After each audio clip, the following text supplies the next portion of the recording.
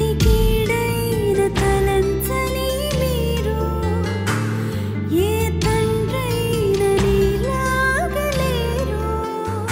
The lord. దేవునికి మహిమ కలుగును గాక. అందరూ బాగున్నారా?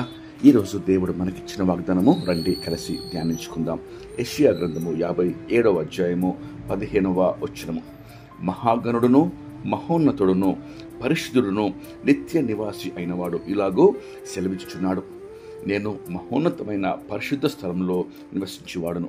అయినను వినయము గల వారిని ప్రాణము ఉజ్జీవింపజేయుటకును, నలిగిన వారి ప్రాణమును ఉజ్జీవింపజేయుటకును, వినయం గల వారి యొద్దను దీన మనసు గల వారి యొద్దను నివసించుచున్నాను. ప్రియమైన దేవుని బిడ్డ, ఎంత శ్రేష్టమైన వాగ్దానము!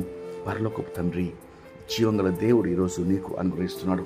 ఆయన మహాగణుడు, మహోన్నతుడు, మహాపరిశుద్ధమైన స్థలంలో నిత్య నివాసిగా జీవిస్తున్న మహా గొప్ప దేవుడు యేసుక్రీస్తు ప్రభువారు ఈరోజు నీతో చెప్పే ఈ వాగ్దానము, ఆయన అంత ఉన్నతమైన స్థలంలో ఉన్నప్పటికీ వినయం గల వారిని ఓదార్చుటకు, నలిగిన వారిని ఉజ్జీవింపజేయుటకు, వినయ మనసు గల వారిని దీన మనసు గల వారిని దీవించుటకు, లేవనెత్తుటకు, వారి కుంగుదలలో నుండి వారిని పైకి లేపుటకు, బ్రతికించుటకు ఆయన వారి మధ్యలో దిగివచ్చి నివాసం ఉంటున్నాడు. ప్రియమైన దేవుని, ఈరోజు ఆ పరిస్థితిలో నీవు ఉంటే, కృంగుదల్లో, దుఃఖములో, బాధలో, కన్నీటిలో, అనారోగ్య పరిస్థితిలో, ఎవరికి చెప్పుకోలేని బాధల్లో, ఎటు తోచక ఏ మార్గంలో వెళ్ళాలో తెలియని అగోచరమైన పరిస్థితిలో నీవు ఉన్నప్పుడు జీవంగల దేవుడు సెలవిస్తున్నాడు, ప్రార్థన చేయి,